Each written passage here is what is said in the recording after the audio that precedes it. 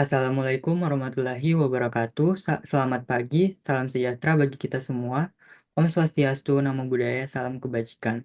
Pada kesempatan kali ini, kelompok kami ingin mempresentasikan tentang proyek kami, yaitu tekemasan dengan nama Tera. Next. Adapun anggota kelompok kami dengan saya sendiri, Fadil Tiransyah Lurang. Saya Alzawa Kaina Maswari. Saya Apeluisa Marin Larik Brown. Saya Kirdana Aisyah Kaza. Saya Kilen Vivi. Next. Selanjutnya akan dilanjutkan oleh teman saya kepada Al-Zahwa, dipersilakan. Sebelum masuk menganalisis kompetitor, saya akan bacakan tujuan analisis untuk tes sosro. Tujuan analisis ini, yang pertama memahami posisi pasar brand teh botol sosro untuk menentukan keunggulan dan kekurangan teh botol sosro. Terus yang kedua, mengidentifikasi peluang agar bisa mengetahui tren pasar atau perilaku konsumen yang dibutuhkan oleh konsumen dan menciptakan peluang baru. Dan yang ketiga, membantu menentukan atau menetapkan harga yang kompetitif. Lanjut ke analisis kompetitor. Yang pertama ada harga. Harga kemasan teh botol sosro yang original 350 ml itu di harga 3.900. Yang kedua, yang white sugar 350 ml itu di harga 3.900. Terus kemasan teh botol sosro original yang 250 ml di harga 3.500. Dan terakhir ada 1 liter di harga 10.800. Strategi pemasaran teh botol sosro, branding yang kuat karena mereka memperkuat cita melalui iklan yang konsisten dan juga distribusi yang luas. Mereka juga memastikan produk yang tersedia di berbagai saluran distribusi seperti e-commerce dan juga toko offline. Terus kelebihan dari brand teh botol sosro ini, teh, teh botol sosro adalah salah satu brand teh kemasan yang paling dikenal di Indonesia. Terus memiliki basis pelanggan yang luas, ketersediaan produk mudah untuk didapatkan di e-commerce dan juga toko offline. Terus dan juga menjadi pelopor teh yang berdiri sejak beberapa tahun lamanya. Kekurangan brand teh botol sosro ini yakni harga teh botol sosro lebih tinggi dibandingkan dengan merek teh yang lainnya, terutama brand lokal. Terus yang kedua, kandungan gula tambahannya juga tinggi. Yang ketiga, mengandung pewarna dan pengawet buatan. Yang keempat ada keterbatasan varian rasa dari teh botol sosro. Yang terakhir, beberapa produk masih menggunakan material plastik yang tidak ramah lingkungan. Next. Baik, untuk studi kasus akan dijelaskan oleh saya. Yang pertama, ditampilkan pada gambar bahwa ada studi kasus mengenai kasus diabetes anak meningkat sangat mengkhawatirkan. Imbas makanan minuman manis mudah dijangkau, regulasi belum cukup melindungi, kata peneliti, dilansir dari https www.bbc.com. Ini tuh dia memperjelas bahwa kasus diabetes anak sekarang di Indonesia itu sangat mengkhawatirkan. Kenapa? Karena di Indonesia sendiri regulasi itu belum cukup melindungi banyak produk-produk teh kemasan seperti contoh teh sosro. Mereka mengatakan bahwa ingredients yang diletakkan di kemasannya itu gulanya udah sesuai komposisi, tapi ternyata itu dimanipulasi. Nah, yang kedua, ada konsumsi gula berlebihan, pasien cuci darah menyesal setiap hari minum kopi dan kemasan. Nah, apalagi kan bicara soal zaman sekarang Gen Z. Pastinya kalau misalnya kita nongki ke kampus, pasti ada yang bawa kopi, teh-teh kemasan gitu-gitu kan kita belum tahu apa komposisinya di dalamnya itu apa dan bagaimana. Sebelum kita mengonsumsi, sebaiknya kita sebagai konsumer memperhatikan dulu terlebih dahulu eh, komposisi yang tertera pada minuman kopi dan teh kemasan supaya tidak kejadian seperti kasus yang kedua ini. Itu juga dilansir dari https www.bbc.com. Nah, kasus yang ketiga itu konsumsi minuman teh kemasan didominasi oleh anak remaja. Nah, seperti yang tadi saya sudah jelaskan, kenapa anak remaja sekarang itu lebih banyak terkena diabetes karena mereka itu hanya tahu mengonsumsi saja, mereka tidak tahu komposisi apa yang terdapat di dalamnya. Dan kebanyakan juga karena istilah-istilah kayak tren FOMO-FOMO di TikTok yang kalau misalnya kalau nggak ngopi nggak cool gitu.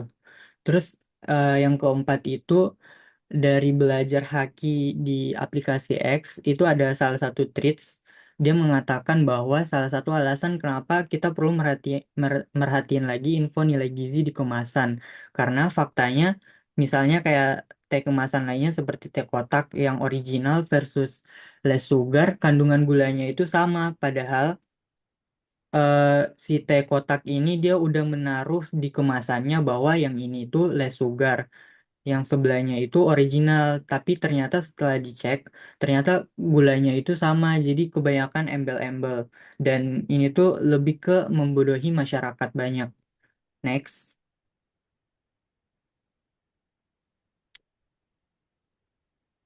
Nah, ini merupakan salah satu berita yang paling krusial untuk yang kita ambil dari kelompok kami. Teh Indonesia itu terancam punah. Nasib petani rentan tergusur di kondisi pasar yang dinamis.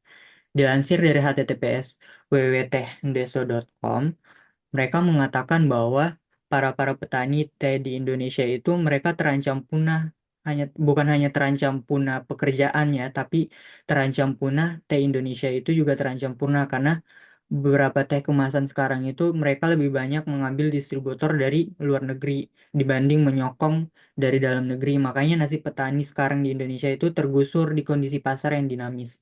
Next. Oke, selanjutnya brand profile yang akan disampaikan oleh saya. Sebelumnya saya ingin menjelaskan deskripsi singkat dulu tentang Tera. Tera merupakan singkatan dari teh Nusantara yang menonjolkan rasa alami dan herbal yang khas. Produk Tera original menawarkan cita rasa yang autentik, mencerminkan kekayaan budaya teh Indonesia. Selanjutnya di sini ada visi dan misi. Untuk visi kami adalah menjadi pemimpin dalam industri minuman teh yang mengutamakan kesehatan. Kami ingin meningkatkan kesadaran konsumen akan manfaat teh yang bebas dari pengawet, pewarna, dan pemanis buatan. Selanjutnya di sini ada misi kami. Tera berkomitmen untuk mengembangkan produk teh berkualitas tinggi dengan standar kesehatan yang ketat. Kami menggunakan komposisi yang berbahan alami tanpa pengawet atau pemanis buatan. Selain itu, kami menerapkan praktek pertanian yang berkelanjutan dan ramah lingkungan, memastikan bahwa produk kami tidak hanya baik untuk konsumen tetapi juga lingkungan. Selanjutnya, di sini ada segmentasi pasar kami. Tera menyasar demografi usia 18 hingga 45 tahun, baik pria maupun wanita dengan pendapatan kelas menengah ke bawah dan pendidikan minimal SMA atau perguruan tinggi. Kami memahami bahwa kelompok ini sangat peduli dengan kesehatan dan mencari alternatif minuman yang alami. Dari segi psikografis, target pasar kami memiliki gaya hidup sehat dan tertarik pada tren kesehatan. Mereka cenderung memilih produk yang direkomendasikan atau memiliki sertifikasi bahan alami. Ini menciptakan peluang bagi Tera untuk memenuhi kebutuhan dan keinginan konsumen yang sadar kesehatan. Dalam hal positioning, Tera menonjol dengan beberapa aspek utama. Kami menghadirkan identitas produk yang lebih autentik dengan cita rasa tradisional, serta kualitas tinggi yang dihasilkan dari praktik pertanian berkelanjutan. Untuk pembelian sendiri, Tera dapat ditemukan baik di toko offline maupun online, memberikan akses yang lebih luas kepada konsumen. Next.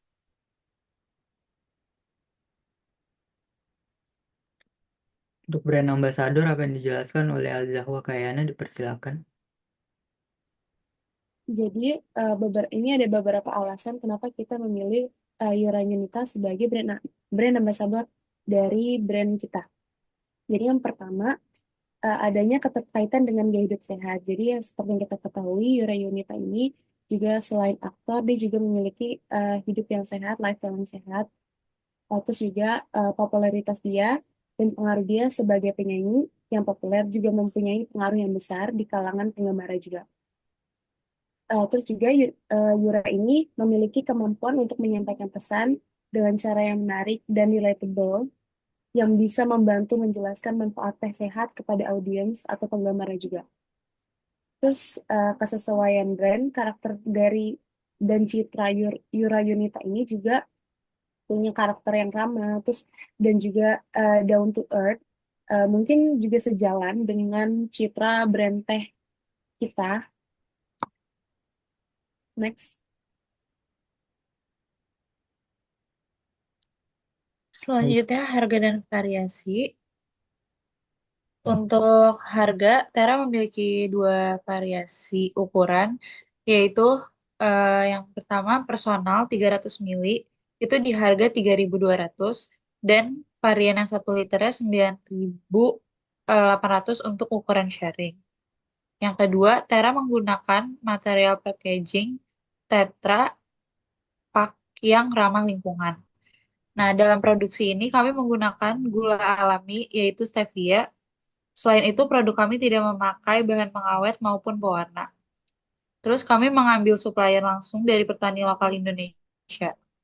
Untuk produk kami, manfaat produk kami ini dapat mengurangi berat badan, menurunkan tekanan darah tinggi, memiliki potensi sebagai anti kanker, dan baik untuk penderita diabetes. Terus yang ketiga itu, Tera memiliki varian rasa original yang alami dan juga varian herbal yang memiliki manfaat kesehatan daya tahan tubuh. Lalu selanjutnya ada promosi marketing yang akan saya jelaskan. Untuk promosi marketing kita menggunakan SMART, yaitu ada specific, measurable, achievable, relevant, and time-bound. Untuk measurable, target kami adalah mencapai peningkatan 30% dalam jumlah pengikut media sosial dalam waktu 6 bulan. Rada ketukar. Untuk spesifik, kami bertujuan untuk meningkatkan kesadaran merek di kalangan konsumen berusia 18 hingga 45 tahun yang peduli terhadap kesehatan dan berkelanjutan. Untuk achievable, kami akan meluncurkan kampanye iklan digital yang menarik dengan anggaran yang realistis, serta memastikan produk tersedia di titik penjualan offline. Nextnya relevant, tujuan kami adalah meningkatkan penjualan produk sebesar 20% dalam periode yang sama untuk memperkuat posisi kami di pasar teh. Dan yang terakhir ada time bound, semua tujuan ini diharapkan tercapai dalam jangka waktu 6 bulan. Next. Ke slide 1, please. Oh, slide 1, Tera.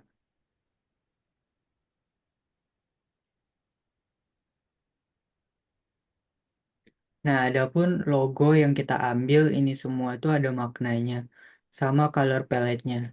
Nah, kenapa kita mengambil logo ada gambar gula stevia sama daun teh? Karena kita menunjukkan bahwa sebelum orang-orang mengetahui brand kita itu, mereka harus tahu dulu tentang logo kita.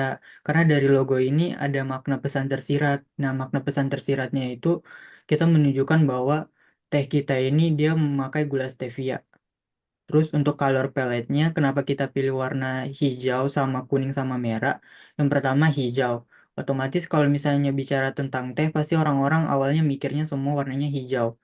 Terus kenapa juga warna kuning? Karena teh itu kan biasanya berada di pegunungan, di dataran tinggi gitu kan. Dataran tinggi atau dataran rendah. Dan itu langsung terpampang sinar matahari. Kemudian yang color palette warna merah itu dia lebih identik sama Indonesia. Nah, Tera sendiri itu memiliki kepanjangan dengan terasa nikmat khas Nusantara. Ini tuh merupakan tagline atau slogan kita. Next ke slide terakhir.